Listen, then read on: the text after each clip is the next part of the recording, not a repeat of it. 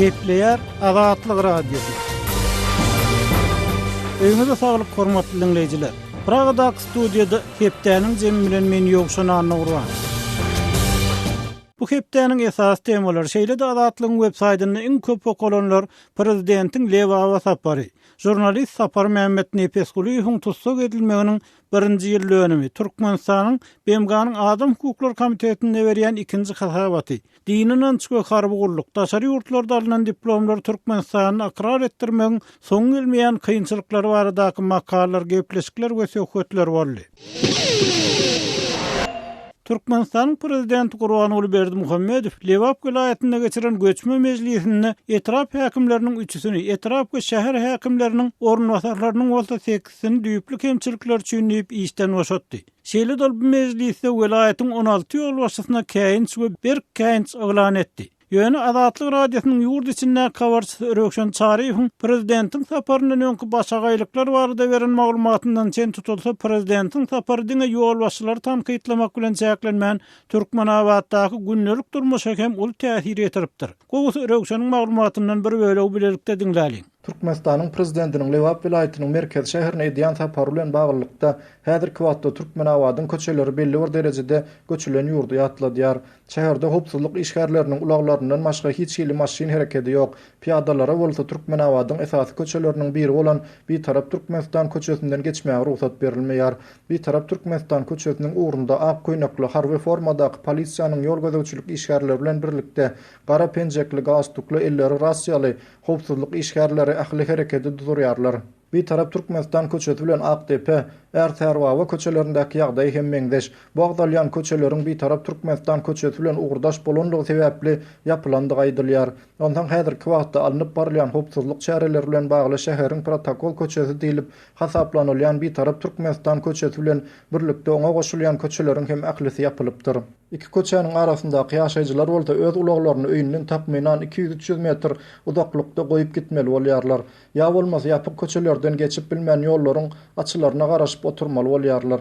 Edil sürüjüler ýaly piýadalar hem ýoldan geçip bilmän jaýlaryň we beýleki binalaryň kölegesinde ustadan goranyp ýollaryň açylaryna garaşmaly bolýarlar. Bu ýagdaý häzirki wagtda Türkmenawada prezident Berdimuhammedowyň gelmegi bilen bagly görülýän howpsuzlyk işgärleriniň garamagyna berilen şäherdäki emele gelen ýagdaý. Bu çäredaňdan sagat 5-lerde prezidentiň geçjek ýolunyň golay goltumundaky köçelerde goýulan ulaglaryň ählisini jaýlaryň arkasyna geçirmek talap edilip, polisiýanyň ýol gözegçilik gullugy tarapyndan sirenaly gaty ses bilen ulag ýerlerini tuturup geçmek bilen başlandy.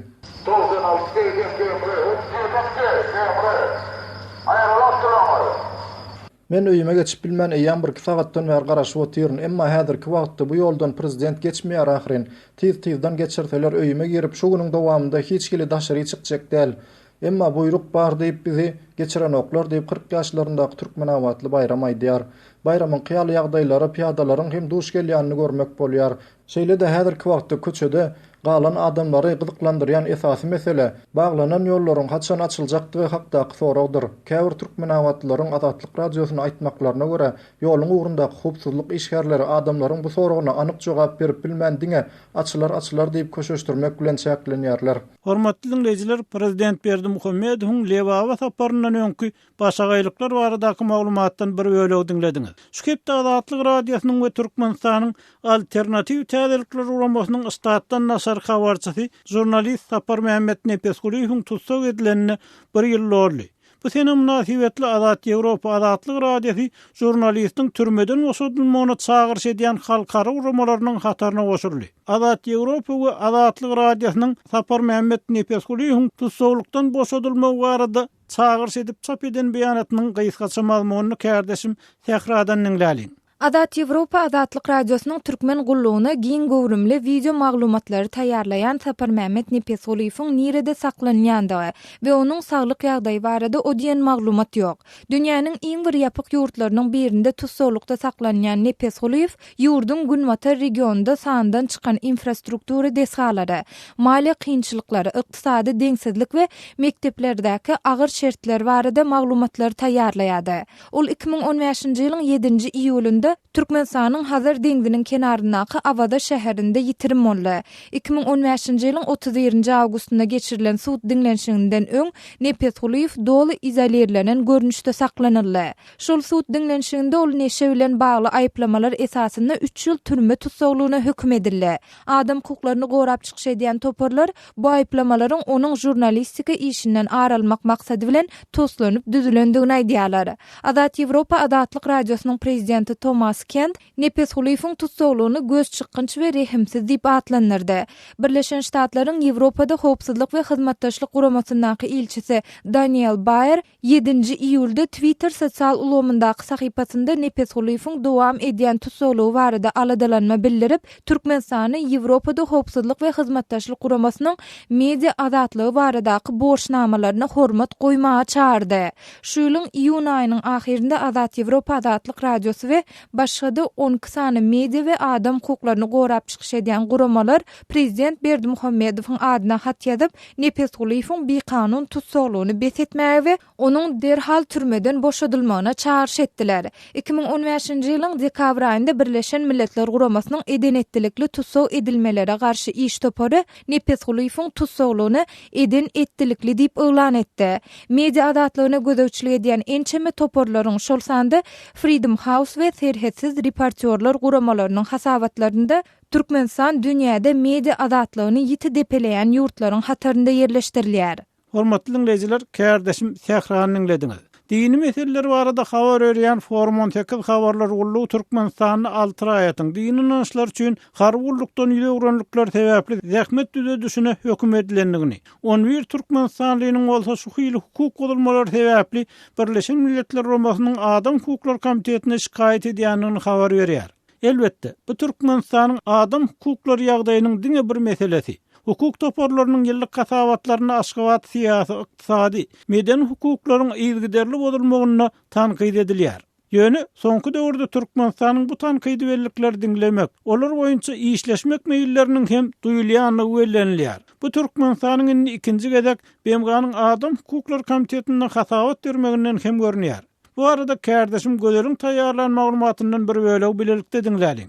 Türkmenistan 1997-nji ýylda makullan ulalaşygy boýunça Birleşen Milletler Guramasynyň Adam hukuklary boýunça komitetine ikinji gezek hasabat berýär. Ýurdun ozalky hasabaty 2010-njy ýylda diňlenipdi. 5-nji ýylda geçirilýän ýapyk maslahatda Türkmenistanyň adam hukuklaryny berja etme ugrunda 2010-njy ýyldan bäri amala aşyran çärelerine tin beriler. Birleşen Milletler Guramasynyň Adam hukuklary boýunça komitetiniň Türkmenistanyň hasabaty boýunça diňlenşiklerinde alternativ hasabat berip gatnaşýan jemgyýetçilik guramalarynyň biri Adam hukuklary boýunça Türkmen inisiatiwaty toparynyň başlygy Farid Tuhbatulin 2010-njy ýylda Birleşen Milletler Guramasynyň Adam hukuklary boýunça komitetiniň Türkmenistanyň hasabatyny diňläp beren rekomendasiýalarynyň arasynda raýatlaryň hereket, söz we beýlik azatlyklaryna hormat goýulmagynyň gynamalara garşy çäre görmeginiň talap edilenligini aýtdy. Birleşen Milletler Guramasynyň Adam hukuklary boýunça komitetiniň Türkmenistanda adam hukuklarynyň ýagdaýyna döwürleýin sininiň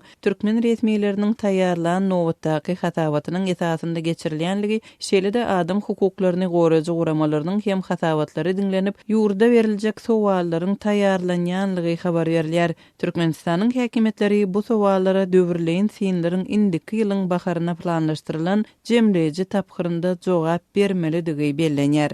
Adam hukuklary boýunça Türkmen inisiatiwaty guramasynyň müdiri Farid Tuhbatulin Türkmen häkimetleriniň resmi hasabatlarynda ýurtda edilen işler hökmünde esasan kanunlaryň kabul edilmeginiň görkezilýänligini aýtdy. Emma iş ýüzünde ýagdaýyň üýtgewsiz galýanlygyny belledi. Так как это основополагающий фактический документ по правам человека международный. Grazdan we siyasi azatlyklary boýunça halkara şertnamasy, adam hukuklary boýunça esasy dokument bolan soň, bizim möhüm meseleleriň arasynda bilelismek, hereket etmek, söz we medeniýet azatlyklary meselelerini gozgamakçy. Şeýle-de Türkmenistanda hukuklar depelenen adamlaryň we jurnalistleriň işlerini orta atmakçy bolýar. Diýip Tuhbatulin aýtdy. Adam hukuklaryny goraýjy guramalarynyň Birleşen Birleşen Milletler Guramatynyň Adam Hukuklary boýunça komitetiniň garamagyna ýollanan hasawatlarynda Türkmenistanda söz birleşmek azatlyklarynyň gödek depelenmegine, gararsyz grajdan aktivistleriniň repressiýalary sezebar edilmegine, raýatlaryň ýurdun daşyna çykmagynyň eden etdilikli gadagan edilmegine, raýatlaryň siýasy sebäplerden tutsak edilip türmelerde ýitirim bolmagyna, adamlaryň kanun taýdan kepilsiz zor bilen göçürilmegine, raýatlaryň şahsy we maşgala durmuşynyň depelenmegine şeýlede din azatlygyny çäklendirýän kanunlara üns berilýär. Hormatly dinleýijiler, kärdeşim gözeliň taýýarlanan maglumatyny dinlediňiz.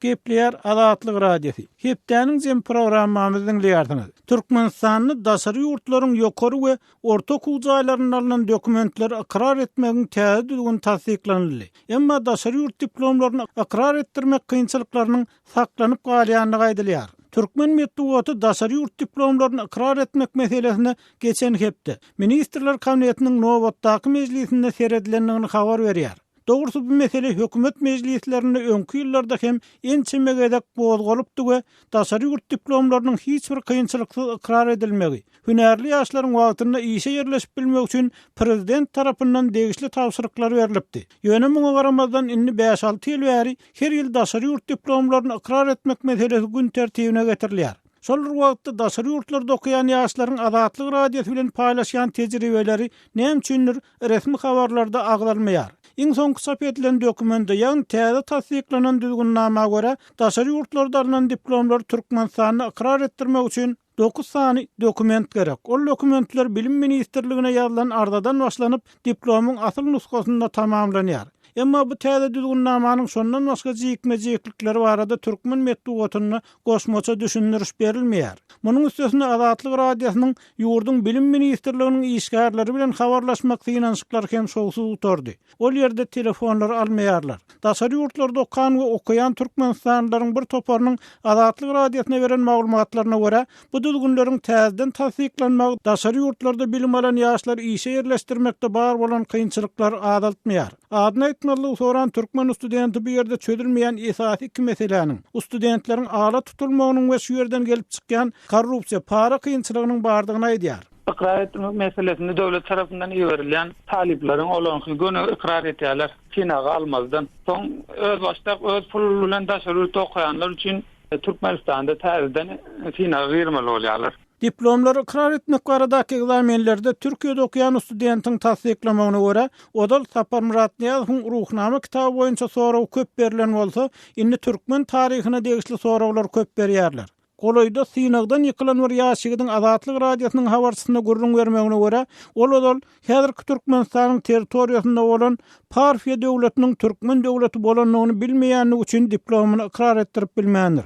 Aýdylmagyna görä Türkmen telewizionyasynda soňky döwürler Parfiýa döwletiniň Parsärli Türkmen döwleti bolanlygy Gökdepe etrafindaky Azgan dowasynyň bolsa Owuzkent, ýagny Owuzlaryň şäher bolanlygy barada gepleşip berilýär. Adına etmekten saklanan Türkmen studentinin aýtmagyna görä diplomlar ikrar etdirmekde esasy kynçylyk ýa-da mesele korrupsiýa bilen bagly. Esasy mesele şol. Täze öňünden aýtýarlar her bir dersiň belli bir bahasy barmyş diýip. Soň bizem soraýar, öz güýjüň bilen geçmek mümkinmi diýip soraýar. Ay onda da gaty mümkinçilik az diýär. Ýani her dersten gaty detally sorawlara tutýarmyşlar. Bir kitabyny her nokadyna üçin ýatmaly diýilen ýani netije gelinýär. Hem tanşyň bolmaly hem pul tölemeli. $1000 bolmaly ýa-ni. Hormatly dinleýijiler, daşary ýurtlarda okuyan ýaşlar, eýsem bu mesele bardy. Siz nähili pikirde? Pikirlerinizi ýazyň. Azatlygyň web saýtyna, sosial ulgamlardaky sahypalaryna söhbete goşulyň. Gepler Azatlyk Radiosu. Hormatly dinleýijiler, şunuň bilen hepdäniň jem programmamyzyň 1-nji böleginiň soňuna geldik.